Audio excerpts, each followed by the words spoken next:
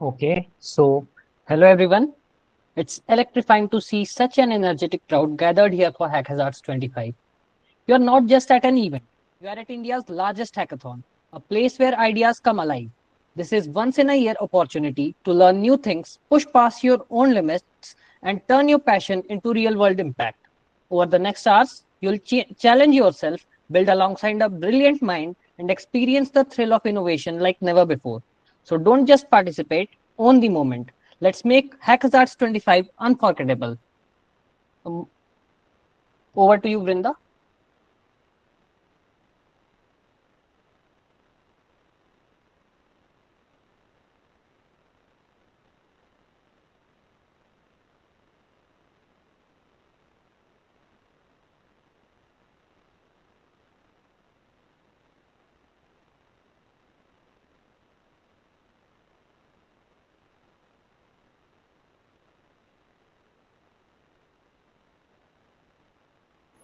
Okay.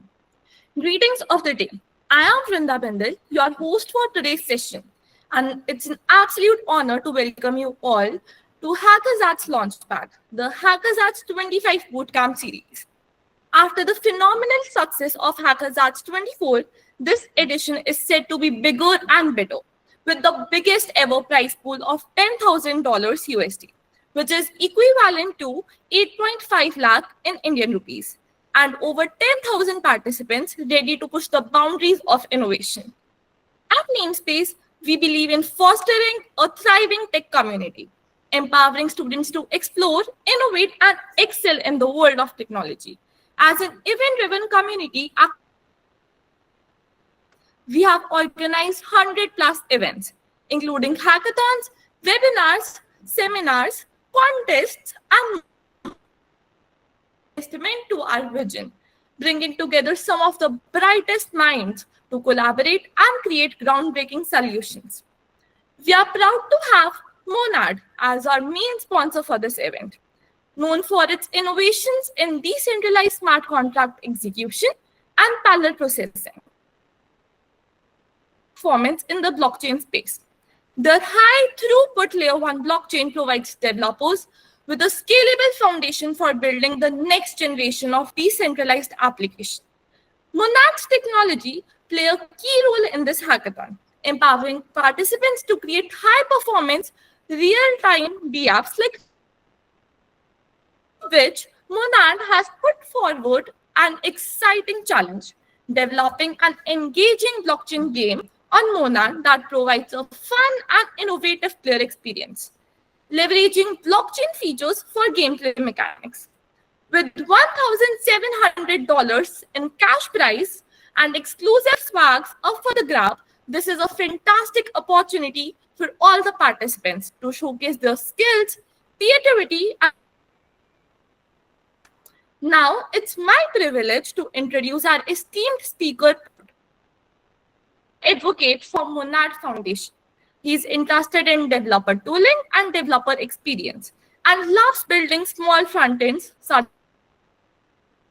He's a master of vibe coding, and his goal is to make the Web3 dev experience easy for everyone.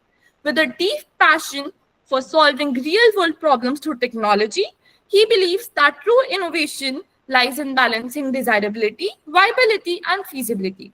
Today, he brings his insights and expertise of real time data processing with Monad. Let's give a warm welcome to Kurt.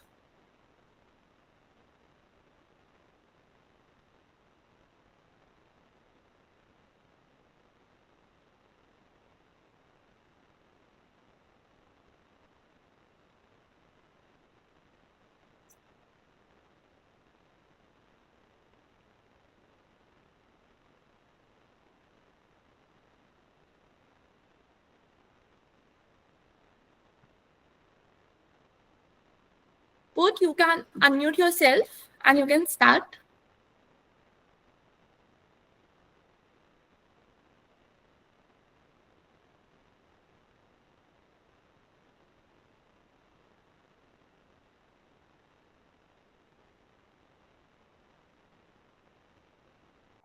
Oh, thanks. I wasn't able to unmute myself for like past minute. But yeah, thanks for the warm welcome and the nice introduction, Brenda. It's really exciting to be here with such an exciting crowd. And I would love to start talking about what we are going to do. And I would love to start with who I am, first of all. So I'm Port, and I'm the developer advocate from Monad Foundation. I have been programming for a few years now, and I have been in this crypto space for almost 6 years. And I have survived a lot of crashes like today's. And recently, like maybe in the past few years, I've taken an interest in front-end development and like blockchain development in general. And now my interest is mostly in developer tooling and making blockchain development easier for everyone. So today, what we are going to do is we are going to take a look at how we can wipe code meaning, and wipe code means that we use AI tools to code. We will take a look at how we can wipe code a simple game on Monad blockchain.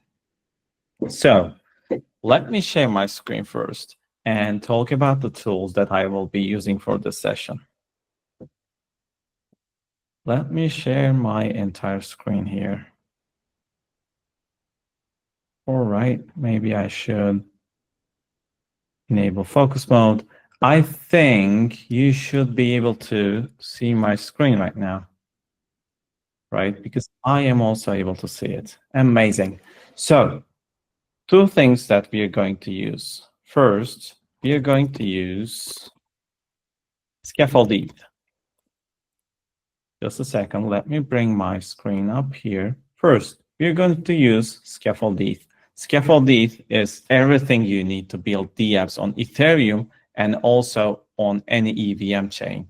And Monad is actually an EVM chain, meaning that it's fully EVM compatible. So everything you can do on Ethereum, you can actually do on Monad. And Monad is actually faster because Monad is built from scratch, thinking that everything should be as fast and as optimized as possible. Cursor is the best AI code editor on the market, and it's free to use. And it also has a free trial, which is very generous. So to start, I have a repo I have prepared for you, and I will be dropping the link into our call. And I have just dropped it. It's called the HACKHAZARDS example. Let me also put it up here.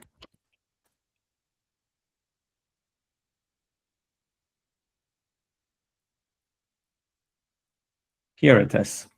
So this is the example repo we'll be using throughout this little call that we have. So first, I'll be getting this URL here, and I'll be using my editor, Cursor. And let me maybe create a new folder here. I think the text should be pretty big, right? Maybe let's make it even bigger, because why not? Big text is cool. MK dear, let's call this what? HACKHAZARDS. Yay! What a cool name. So I will cd into this directory, and I will clone the repository here. HACKHAZARDS example.git. So let's check if it's here, and it's here. So let's open it with Cursor. Voila. Now we have the example ready. By the way, if I'm too fast, feel free to stop me or ask me any questions. I have dropped the repo link in the chat of this Google Meet call. Just let me know if you want to ask any questions. Feel free to stop me. These should be fairly straightforward, but there must be some questions. Oh, how do I accept a person from the queue? Maybe can you turn on your mics at your will? Oh, no, you can't do that. How does that work? Oh, maybe you can drop your questions to the chat and I can read them. That will be better. Is that okay? If you drop your questions to the text box or the chat box, however you'd like to call it. Yeah. So drop your questions to the chat and I will do my best to answer them. Thanks. So here we have the repo clone. I'm inside the repository. Oh, good question. I'll stop here. Do we need to use cursor? No, you don't need to use cursor, but cursor is good if you want to do some vibe coding and if you want to use AI to write code for you, which is an amazing feature. Oh yeah, you might need some time to install cursor. Yeah, that's right. For starters, when we are inside the repo, the first thing we'll do is a yarn install. This will help us install all the packages that we need. Oh, also another good question. What is cursor? Is it similar to using Copilot in VS Code? Yes, that's a great question, and it's very similar to using Copilot. If you prefer using Copilot, you can use Copilot as well. But cursor should be slightly better because in cursor you have the option to choose between Claude and GPT, whereas in Copilot, I think you can only use ChatGPT models. Let's increase the font because some people cannot see. Oh yeah, the first comment was yarn install. Now, after we do a yarn install, let's check the files we have. So we have a packages folder. And also, yes, you can use VS Code instead of cursor. I just want to use cursor because it has so many AI features. Inside packages, we have a Next.js project and the Hardhat project. Hardhat project is where we have our smart contracts. For example, here we have a very simple smart contract, which just has a counter and a function to increment the counter. And in our Next.js folder, we have our front end, and our front end consists of our hooks, our components, and our pages. Here, let's take a look at our front end. This is our landing page. And in our landing page, we have a button that calls handle increment and just some text and some min. So let's start our front end. First of all, what I like to do is to open up a new terminal, close these, and start with the commands. First, I'll run my front end using yarn start. And my app is now live at localhost 3000. Let's go there. Let's go and see how it looks.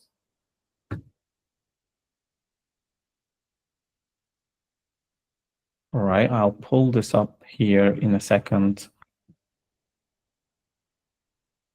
Whoop. Yeah, here is our front end fully live in our local environment, in our dev environment. So let's see what's going on. So this example that I'm showing you has 50 private keys inside. And what it does is that here it listens to the current block number, which we are getting almost, I think, every 4 seconds. And here it's listening to the counter value in the blockchain. And as soon as we increment the counter here, it sends a post request to our increment API route. And in that route, the transactions are queued. And then one by one, they are picked up by our 50 private keys and then sent to the blockchain as transactions. That's how our little app works. And everything is ready for you to use. Let me show you how the code itself works. By the way, if you have noticed, it just does not work right now. And why it does not work? Because we don't have any private keys in our app yet, because we haven't populated the env variables. So if we let's head on to our code. If we check here, we should add our private keys here. So let me, where is it? No way, I can't find how to zoom out. Just one tick. So I'll be pasting my private keys here, because if we go to our API and root TS, we actually need lots of private keys. We actually need 50 of them. But if you don't want to put 50, this could well work with 3 of them.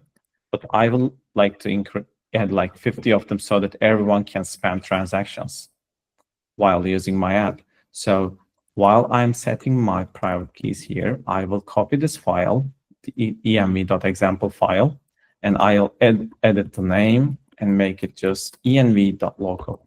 Or env could work too, but I love naming it env.local because that's cooler. So I will quickly put my env variables there in secret, because I don't want my private keys emptying on their own. Just give me 1 second. They should be around here, and I'm grabbing them right now. No way, where are they?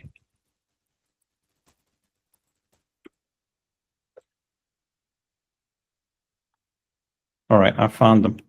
I found 50 little private keys, and I'll be putting them into my file right now. All right, done. So they are here. Whoop, I just showed a part of them.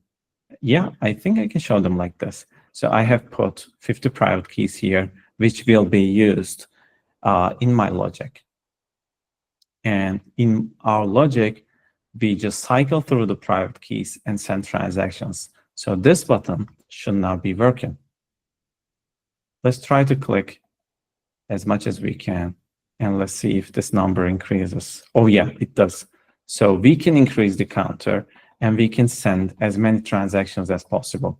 Normally, when you want to send a transaction to a contract, you would have to go to your wallet, you would have to unlock it, and you would approve or like click send to every transaction. For example, if you click send, your wallet opens up, you click confirm, and then this is a transaction. But here with our example, with our API route, we don't need to approve anything because we have the private keys directly in the route. So we can just send as many transactions as we can. So let's do what? Let's go and check a deployment of this. So let's try this one. So this is a live deployed example. Let me send this link to our chat in Google Meet. So can you go to this link, please, that I shared in Google Meet? It's called HACKHAZARDS-example-next.js.vercel.app. So if you go there, please click increment. Oh yeah, some people are already clicking. Let's try clicking as much as possible to see if it can handle every one of us clicking it at the same time. Oh yeah, I'm seeing it. So every click here initiates a transaction on the blockchain. And if we go to Testnet Explorer, which I pulled up right now, we can actually see those transactions. I think it should be around here. What's our, let's also see our contract address. Whoop. Yep, this is our contract address, so it's ending with 82. So we should be seeing a lot of transactions to the address 82 if we refresh this. No way, maybe there are just too many transactions and we can't see them. Maybe we should just search the contract here. Oh yeah, lots of transactions. 4 seconds ago, 5 seconds ago, 6 seconds ago, 9 seconds ago. If you refresh, you're going to get a lot more transactions again. So this is the BT, or this is the advantage of using an API route. But why is this important for our case? Why is this important when building games? Because when building a game, you don't want the user to be clicking send transaction or clicking buttons every time an action on the blockchain happens. You want the process to be smooth as possible. And with the link I shared, you can check this example anytime you want. Also, let me stop here and answer some of your questions, because now I'll be showing how to build a game on top of this already existing example. Oh yeah, so Arav said, "Whoa, those are real transactions. I can't." Maybe I should just pull this up. Pull this up here and answer them here. All right. Whoa, those are real transactions. Can't believe a blockchain can be. Yes, Monad is fast. It's extremely fast, actually. Can we do it in Foundry? Of course, you can do it in Foundry. We actually, like Scaffold ETH actually has a Foundry template as well. I'm sorry. So you can just use Foundry for Monad and development as well. Another question, and this is a good one. From where did you bought 50 private keys? So I didn't actually buy them. I generated them. And if you like to use, you can use 5 private keys or 6 private keys. It's very easy to generate them by asking ChatGPT or maybe Cursor or whatever AI tool you prefer. You can actually generate them however you like to. Let's see more questions. Oh, which part would you like me to repeat? If you can write it, I can repeat it again. Oh, yeah. I think this call is recorded, so don't worry. Yes, Foundry works.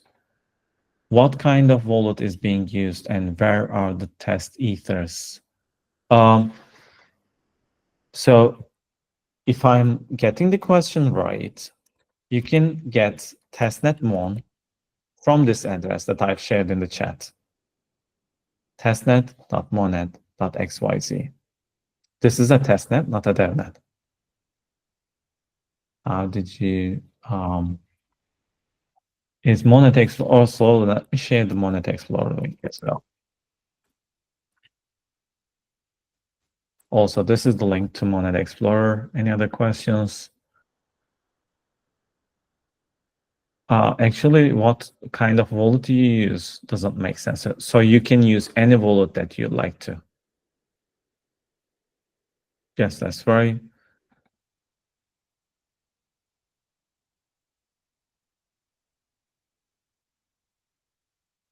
All right. So I think for the people who are asking about recording, I don't like, please focus on the content right now. If you have questions, just ask them right now. Yeah, you can use MetaMask. Let's go on. Let's continue. Yeah. So this is a good question. Now I will tell you how this is actually linked to a game. So I see that we have increased the counter by a lot, and this is just using one button. And let me tell you how that button works first. Then we dive into how to build a game on top of this. So what this does is, let me open up the code. First, in our page, let's hide these away. In our page, the entry page of our app, we have a handle increment function. And inside this handle increment function, we have a post request. We do a post request to API relay or increment. And this happens every time we click this increment counter button. And let's go to API relay or increment to see what's happening behind the scenes. So API relay or increment. So this route, what is it doing? So first, it's creating a public client by using VM. VM is a great library to use if you're developing blockchain apps, and it's a feature, it's a package already installed in Scaffold ETH. And we have private keys. We have lots of them. you can, if you like to, have 10 of them. Or if you're crazy like me, you can have 50 of them, because why? I don't know. I like lots of private keys. Also, we have a hard-coded contract address, and then we have a queue. So how does this happen? When this thing gets a POST request, it first checks if the private keys are there. If they're empty, if there are, if there are no private keys, it gives you an error back. And if you receive a valid transaction, maybe I should remove this piece of code. Yeah.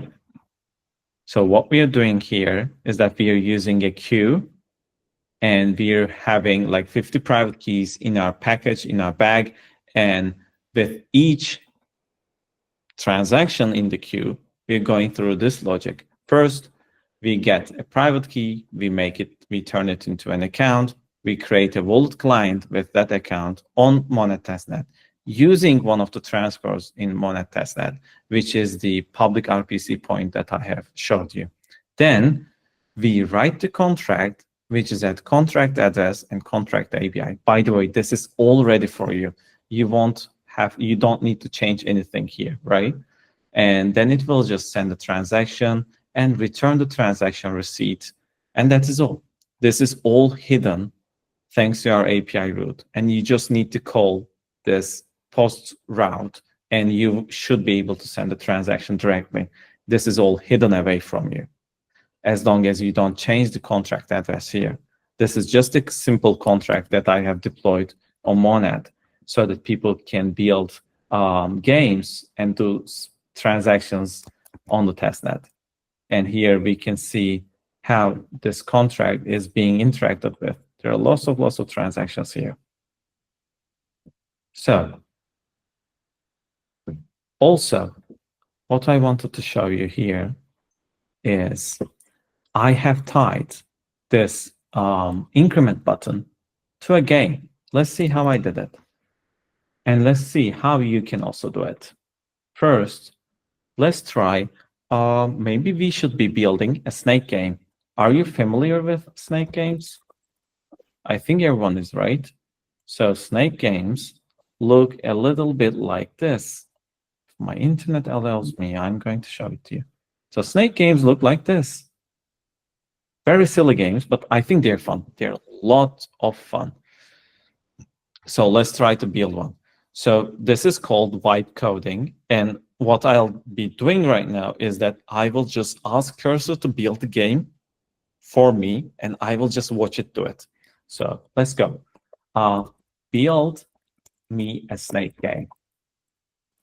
It should call the, let's say, should call the API route we have for every food that the snake eats.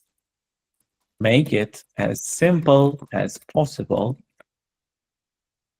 and use page TSX, because I don't want it to generate another page. I want everything to be here right where we can see them. All right, so I hope it one-shots it. And I just clicked. So what this will do is that it will understand everything in our code and then try to find relevant pieces on how to build a little snake game. And Scaffold really helps us here because it has what we call cursor rules. So there are some project rules that helps Cursor understand better about like how Scaffold works, if that makes sense. Let's see. I'll create a simple snake game in page TSX. That calls the API route when the snake eats food. Wow, that's cool. That's just what I want. I'm glad that it understood me correctly. Oh yeah, what grid size, cell size? I don't know what it's doing, but it's doing something cool. Oh, it would take, like, honestly, it would take me 2 hours to do this, but hey, this is so cool. It just did it in 2 minutes. And let me first check the existing code structure to understand blah, blah. Now I'll create a simple snake game and let me fix the literal errors in code. So I wonder how this looks. Where is the page? Ooh, it got hidden away. Where is it? Is it in localhost 3000? Yes, it is. Whoop, pulling it up. Oh yeah, we have a snake game, but I just lost without playing. I think we were successful in one-shotting it. I mean, one-shotting meaning that we got it in the first try, and it also tells us to run this command, but we already have it by running yarn start. Ooh, lots of stuff, but I ran yarn start to start up my front end, and maybe this should work. Oh yeah, it's not perfect, but it is still a snake game. And does it do transactions? I think it does. Does it console log them? Let's see. Let's first die, then let's check if it sends the transactions. So let's put it right here and the repo and the code here. And let's see if it actually does transactions. So we are here, and if this moves, then it means we are successfully doing the transactions. Oh yeah, I think we did. We succeeded.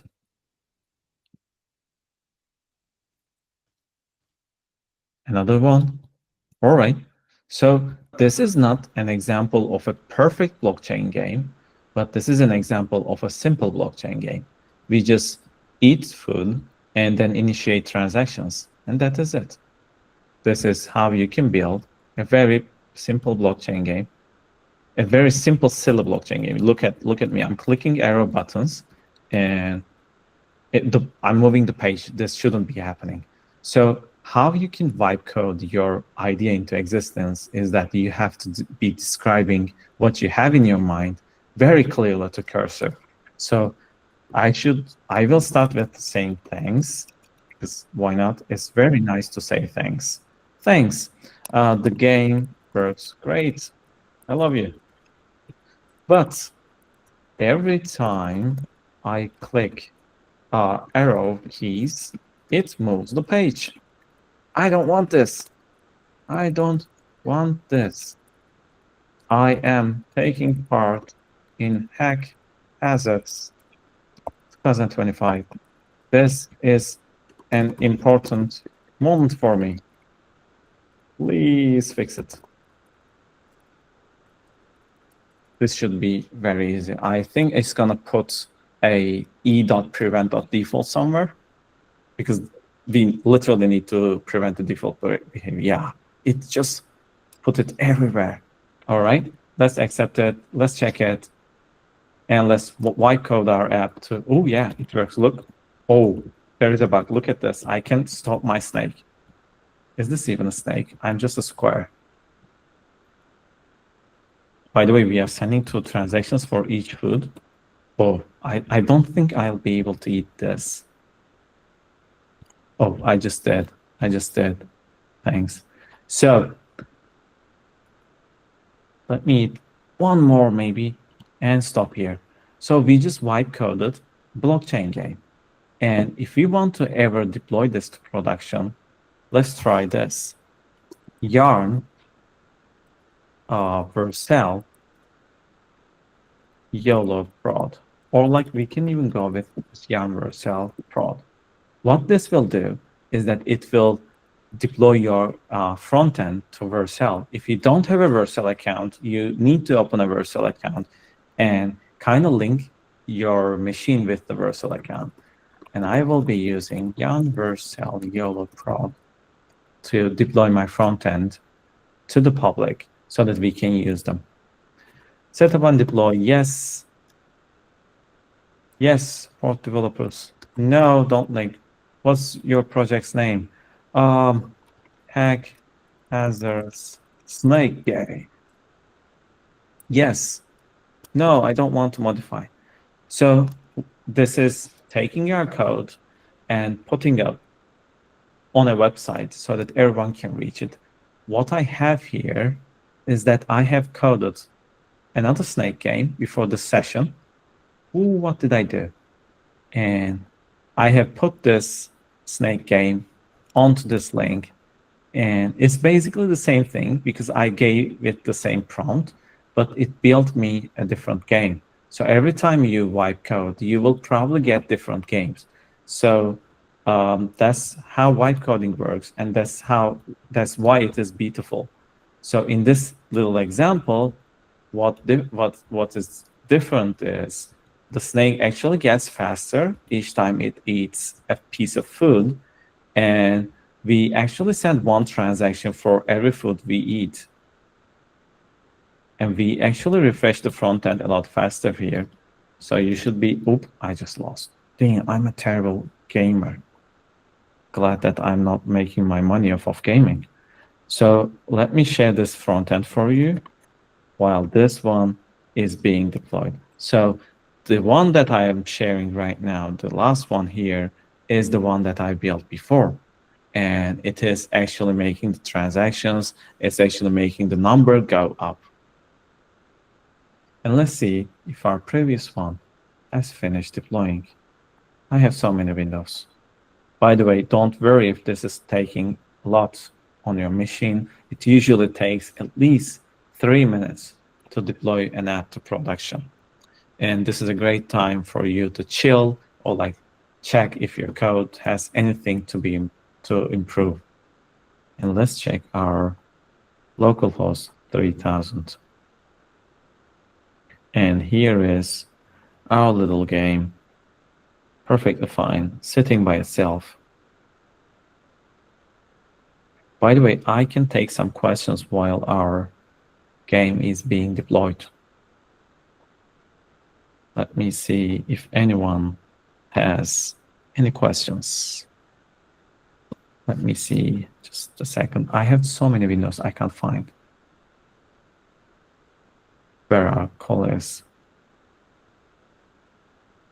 Oh, great question. You haven't installed anything except VS Code. What should I do? And you don't have any knowledge about it. You should go here, if I'm able to find it. Yes. Here, the HACKHAZARDS example has everything for you to do anything you want on Monad. It has the backend, the smart contracts, and the front end.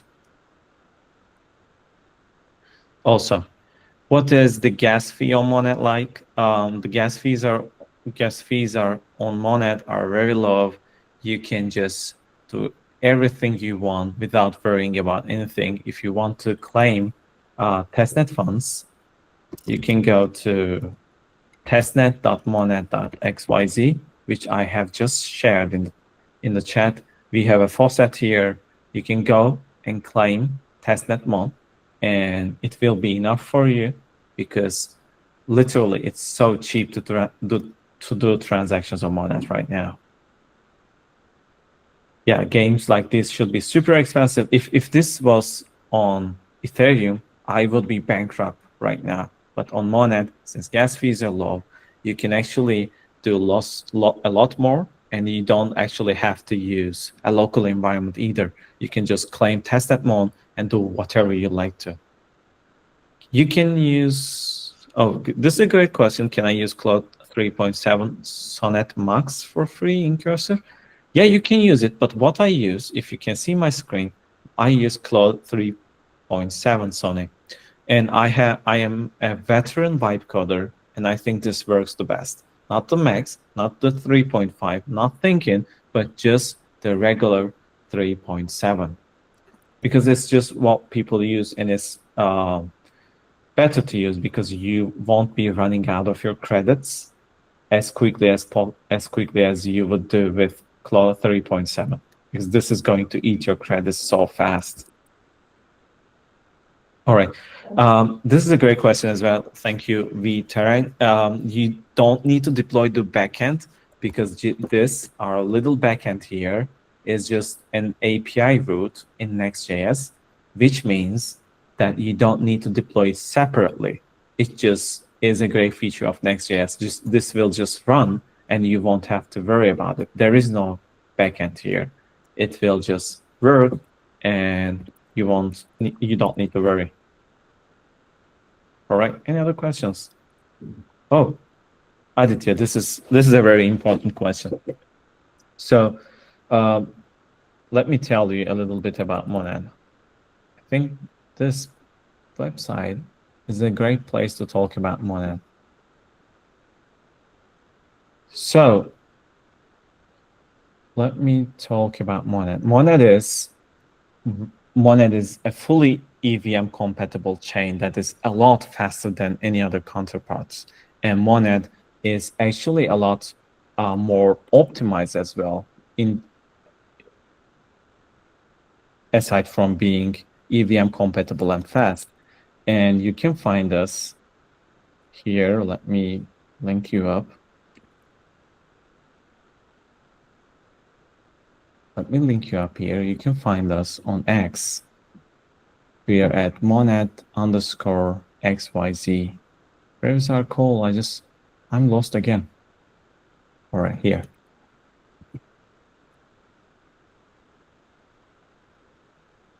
You can find us here. We are a layer 1 blockchain with parallel execution, 10K TPS. And if you don't like the technical mumbo jumbo, we're a fast EVM chain. Imagine Ethereum, but it's just too fast. And we have a great community, and we have a great technical team. We have the category labs building out features for Monad blockchain. So I don't know if I'm able to read your name correctly, but Anj, if you don't know anything about blockchain coding, I think one of the best resources is to just go to Monad Developers Discord server. So first, just follow us on Twitter and then go Discord. Oop, I forgot how to write Discord. Monad Dev. Oh, why didn't it work?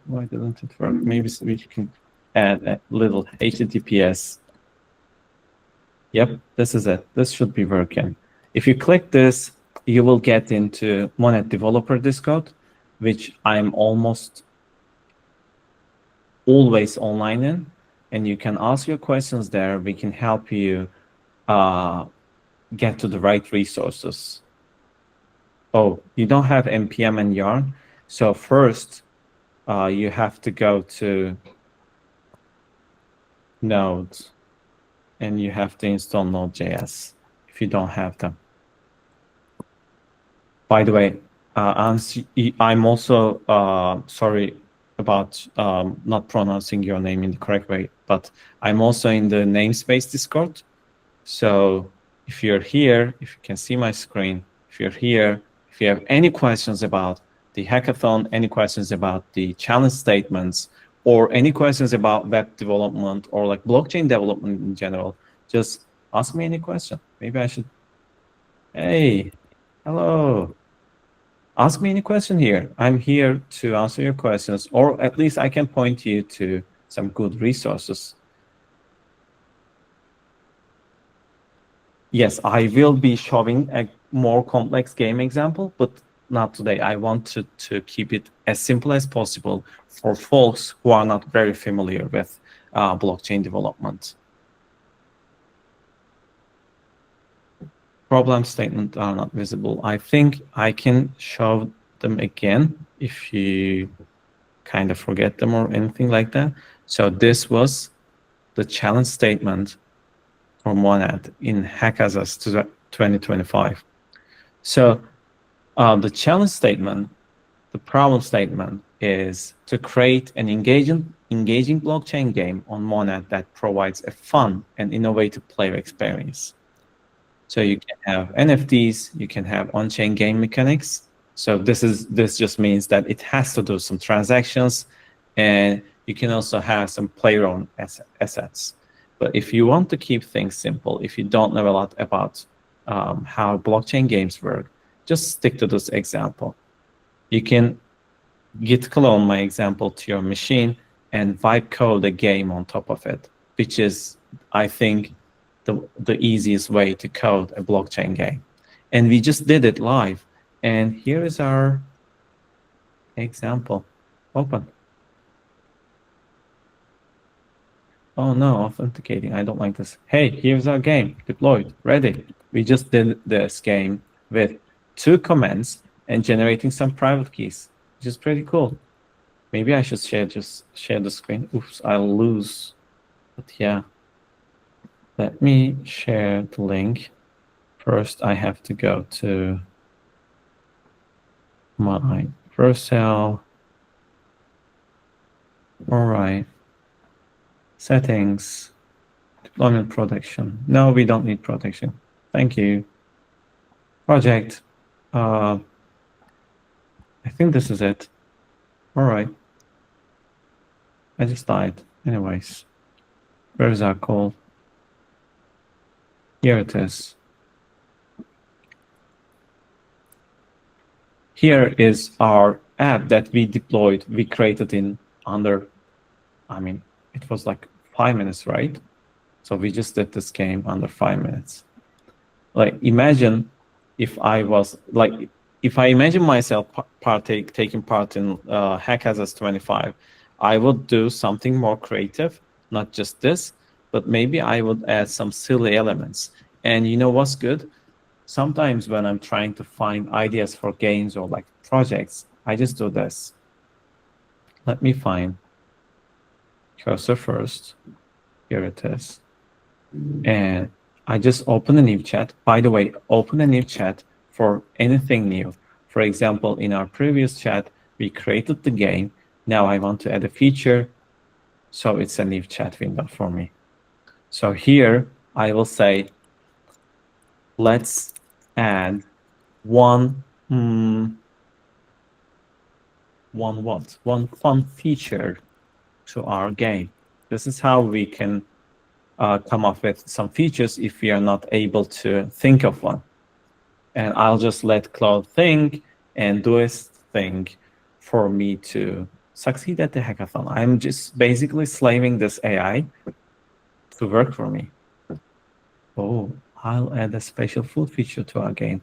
When the, oh, this is actually cool. When the snake eats the special food, it'll have a different effect than regular food.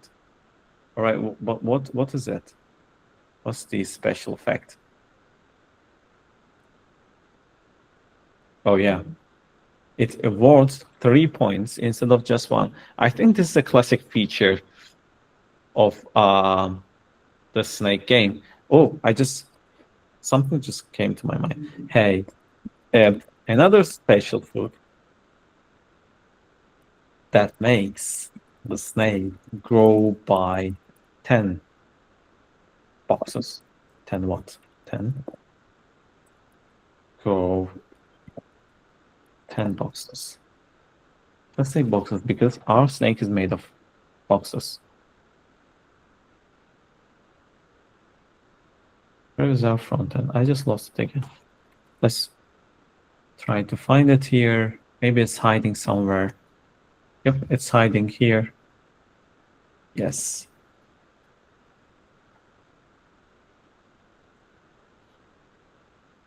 Now let's see what Cloud is doing to our repo. All right, it finished it fairly quickly. Now we have the red food, 1 point normal growth, purple food, 3 points normal growth, and green food. All right, now I want to eat all the green food and see how it does. Let's click accept and let's go here. By the way, sorry about my window management. I'm terrible. Look at me having like 10 windows. All right, play again. Oh yeah, is this a green food? This will make me grow by 10 points. Oh yeah, look at me. I'm the longest snake ever. So red food is normal. And I think the other kind of food had like 20% chance of appearing. So we should be seeing one of them soon. No, not the green one. Maybe I should just eat it. Why not? Oh yeah, purple food. So this should be sending 3 transactions or giving 3 score in, yeah, it just sends 1 transaction but gives a score of 3, another 3 scores. And this is how you can add features to your app. You just talk to Claude, let me eat myself, boom, it's over. So as long as your game is able to call, where is it, our post route, as long as you call this route, you will be able to build transactions because everything is ready for you. And you can build whatever game you want on top of this call. You just have to call this and use Cursor or like ChatGPT, VS Code, or Copilot to do whatever you want on top of it. Everything is ready for you to use and explore. And let me check the questions, because I think we are running out of time, and it's a great time to check questions and see if anyone has anything on their minds. Yep. You can use a, oh yeah, Ara, that's a great one. You can use a game engine and send requests to Monad via API. Wow, that's great. I didn't know that there were game developers here, but yeah. This is a great question. What's the benefit of having regular games leverage blockchain? The benefit is that blockchains offer unique gameplay elements and game theory elements, meaning that you can use and you can have a better economy on a blockchain. For example, you can use NFTs, you can use smart contracts to prove everything, and you can have an open ledger to keep track of things. Is vibe coding enough to make multiplayer games? Yes. You can also check this, which is also a Monad project, multisync. Where is it? I found it. You can check this, solitary glove. You can check multisync. Any example for problem statement? Yes, there's a problem statement, and I think this is shared in some place. Maybe you haven't seen it yet. What else? Hardware requirements given are quite, I think they're around consumer machines, so they should be fine. Depends on what game machine you use. And sorry if I'm saying your name in the wrong way. Any other ways? How feasible is it to build 3D games? It depends on your choice. You can do it. Problem statement is here. Should we really enslave AI? Yes, Ara, we should literally enslave AI. Join me on that, and let's enslave AI in this HACKHAZARDS'25, and let's build cool games with the enslaved AI. Can you show an example using NPM with Monad? So I don't quite get this question, but feel free to DM me afterwards. Why did you, oh, this is a great question. Why did we use that many private keys? We could do with 5 private keys or like even 3, but I use that many private keys because, as I showed you in the example, we actually click the button a lot of times. I just made it so that if like 100 people click this button at the same time, the app wouldn't crash or like send transactions in a very quick way. That's my reasoning behind this, right? I don't have a LinkedIn, but I have a Twitter. Maybe I can share my Twitter. By the way, you can reach me on Discord. I'm in the namespace com. Hello, I'm here. I am here. If you have any questions, please, like literally, please do not hesitate to ask me. Just send me a DM or tag me anywhere, and I'll do my best to answer your questions. All right, and I think this sums up our call, and we are out of time actually. So let's do the follow-up questions async in Discord. By the way, thank you all for listening to me, and I hope this was enjoyable and show you the ropes and things to do on Monad developing little cool games. Yeah, you're welcome. hit me up with any questions anytime. Okay, so thank you so much, both, for this amazing session. Well, that wraps up today's session. I hope you now have a clear vision of what you can create with Monad. We'll pick up right where we left off tomorrow at the same time. See you then. All right. See you all. Goodbye.